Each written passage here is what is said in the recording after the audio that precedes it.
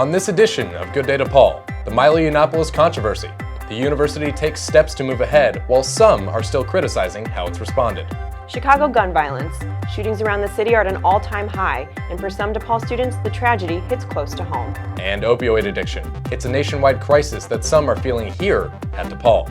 I'm Ben Savage. And I'm Denny Camper, and this is Good Day to Paul. DePaul Public Safety released the university's annual security and fire safety report. The findings include statistics from 2013, 2014, and 2015.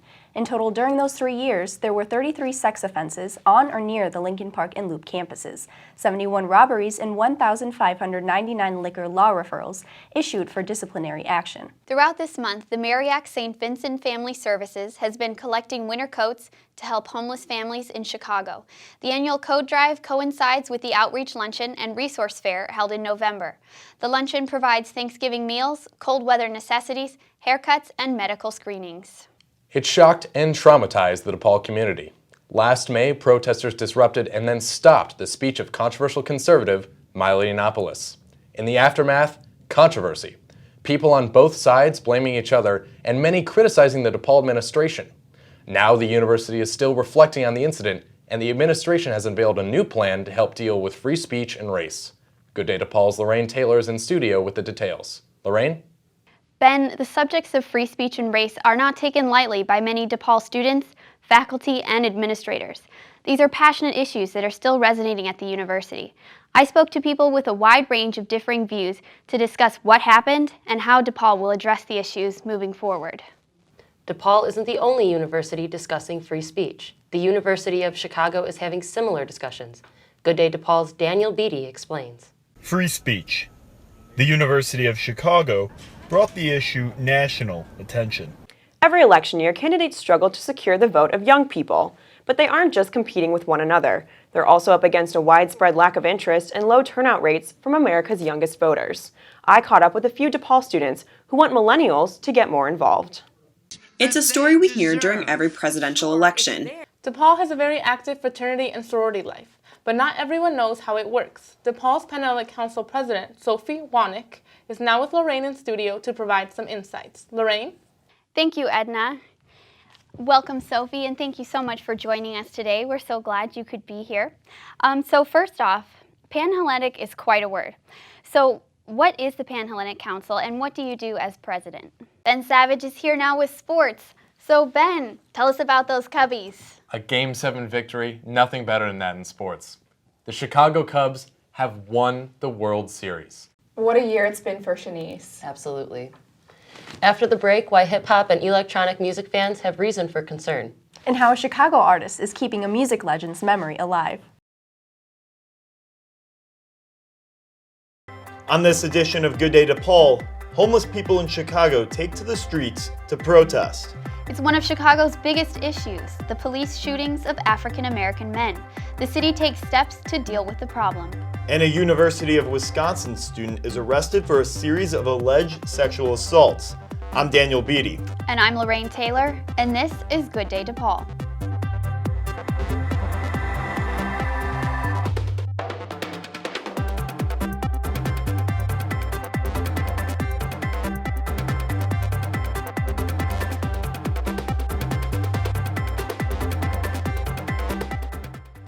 Homelessness. It's a major problem in Chicago and other big cities. And with winter approaching, the concerns become even greater. As I found out, some homeless people on the north side are worried that the city is going to take away what little shelter they have. For many Chicagoans forced to live out on the street, a viaduct is their last option for protection from the harsh weather. Meanwhile, some help for the homeless from DePaul. The university's staff council partnered with volunteers of America, Illinois to sponsor the Homeless Veterans Toiletries Drive. Donations will be collected through November 11th. Suggested items include shampoo, conditioner, soap, lotion, Band-Aids, toothpaste, and more. Donations can be dropped off at both the Lincoln Park and Loop campuses. The Chicago Police Department. It's been under intense scrutiny in the past year. The big issue has been police shootings of African American men. Now the city is making some changes to try to deal with this problem. Good Day DePaul's Denny Camper has the story. On October 12, 2014, Ronald Johnson raced into Washington Park on Chicago's South Side. A University of Wisconsin-Madison student is accused of sexually assaulting 5 women. 20-year-old Alec Cook was first arrested October 12th for allegedly sexually assaulting a 20-year-old woman in his apartment. In the following weeks, 4 other women came forward with similar accusations. Cook was suspended from the university and faces up to 14 felony charges, including second-degree sexual assault, strangulation, and suffocation. And here at DePaul, public safety reports that a DePaul student says she was sexually assaulted near the Loop campus on October 28th.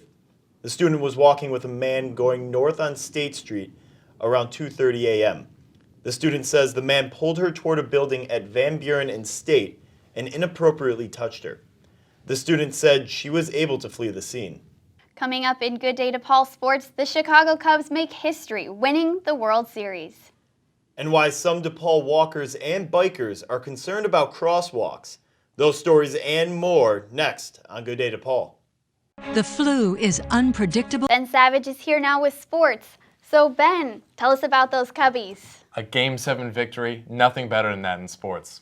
The Chicago Cubs have won the World Series. Can you guys believe that? A whole scholarship coming from a rumor. Wow, she's a bit of a Renaissance woman. Really good reporting there, Ben. Thanks, Dan. Many DePaul students either walk or ride their bikes to classes and other places in the city. In many cases, this means going through crosswalks. But often, that can be a dangerous proposition. Good Day DePaul's Celia Scavarell has been looking into the problem and has this report.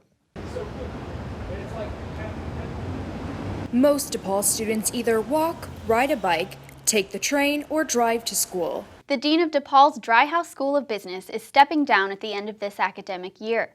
Ray Whittington, who's been the dean for more than 10 years, will return to his former position as director of the School of Accountancy and Management Information Systems at DePaul.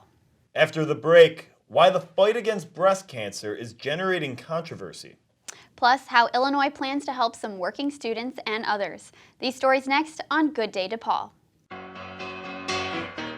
Just take those old records off the shelf. We've all seen them, the pink ribbons and various observances bringing attention to fighting breast cancer. And all this has certainly helped in fighting this often fatal disease. But some problems have also emerged in this battle against breast cancer. Good Day DePaul's Sydney Bickle explains. For some, October is about fall leaves, pumpkins, and costumes. For others, it's about pink ribbons and fighting breast cancer. In addition to going to classes, many DePaul students also hold jobs. And some of these involve working as nannies or doing other domestic work. For many years, these students and others have felt they've needed certain benefits and protections. Now the state of Illinois is taking a step toward making that happen. Good Day DePaul's Edna Espino reports. They're sometimes forgotten when we talk about people in the workplace. DePaul icons are being honored in a unique mural under the Chicago Fullerton L platform. The project is called The Story of the Little School Under the L. DePaul art instructor Mark Elder launched the project to celebrate 120 years of achievement and diversity at the university. The extensive mural will utilize 25 pillars under the platform displaying significant figures from DePaul's history. So far, the mural features Ray Meyer, Benjamin Hooks, Dolly Staton, and Minnie Daly. Elder will work with students to complete 4 pillars each year. That's all for this week's edition of Good Day DePaul. You can also keep up with us by visiting our Vimeo channel at Good Day DePaul or by going to goodday.depaul.edu. And if you have any news tips, send them to gooddaydepalnews@gmail.com. And check us out online on Instagram, Twitter, and Facebook. You'll find us by searching Good Day DePaul. Thanks for watching. I'm Lorraine Taylor. And I'm Daniel Beatty. Have a good day, DePaul.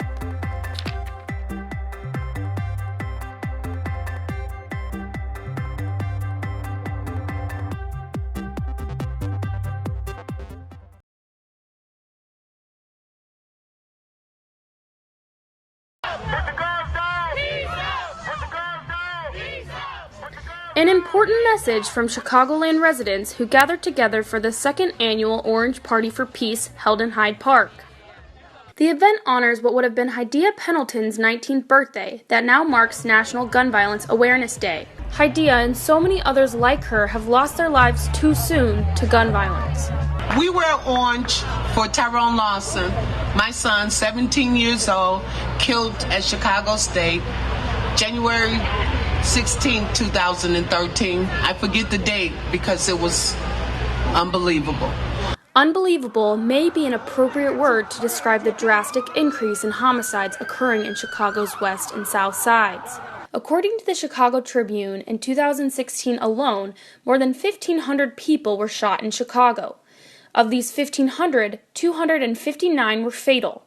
And of these 259, 66 of them happened in the month of May, making this the deadliest May since 1995. Arthur Lorigio, a criminology professor from Loyola University, claims one factor to the rise in homicides stems from gangs no longer fighting over territory, rather fighting over insults.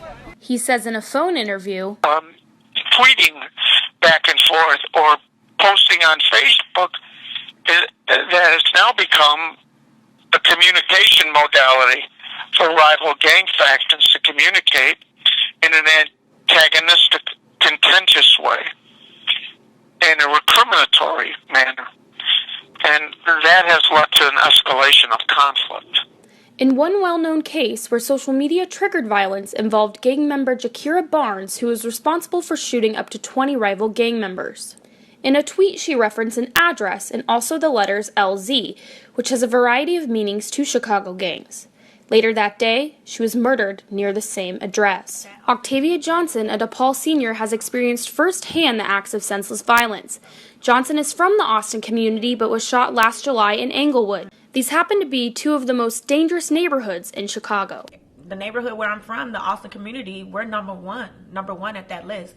And to see that we're number one at that list, it hurts me and it saddens me because I just feel like my community of Black people, we're dying for nothing, like literally nothing. We're dying over materialistic things, he say, she say things, social things that you put on social media. Like really, my question to my community is, what do you gain from taking another person's life?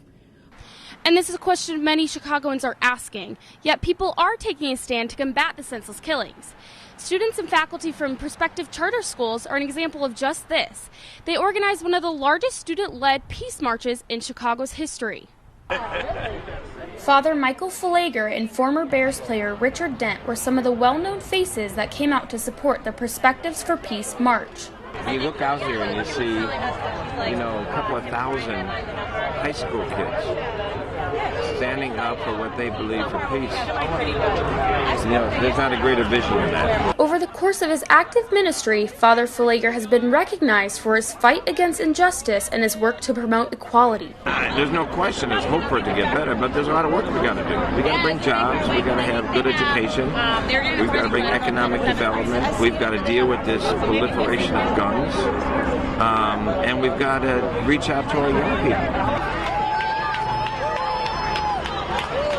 Professor Lorigio agrees there is a lot of work to be done. To change this, we have to change the neighborhood itself. And you can only do that by starting an economic investment. The housing stock needs to be upgraded. There are swaths of Englewood and other neighborhoods in which there's boarded up houses for blocks and blocks. He continued by saying, the city's investing, but they're not investing in the neighborhoods that need investment. These neighborhoods being Chicago's west and south sides, where 40 to 60% of residents are living below the poverty line. We've got to decide that we're going to do whatever it takes to save our children, and that means equaling the playing field on the south and the west side, like the north side and the north shore. So we've got work to do from the institution-wise, from city and from state, work to do from the churches, and work to do right in the neighborhood and the block. But if we all decide we're going to do this, it's not a matter of whether we can do it, it's we have the will to do it. And it can all start by putting the guns down, for not only a better Chicago, but for a better world. What I think is so beautiful about every town that we're all wearing orange, because it doesn't matter where we come from. This is a problem that really touches everybody. We have to protect our kids. What is more precious in our life than to protect our children? For Good Day DePaul, I'm Lauren Awtry.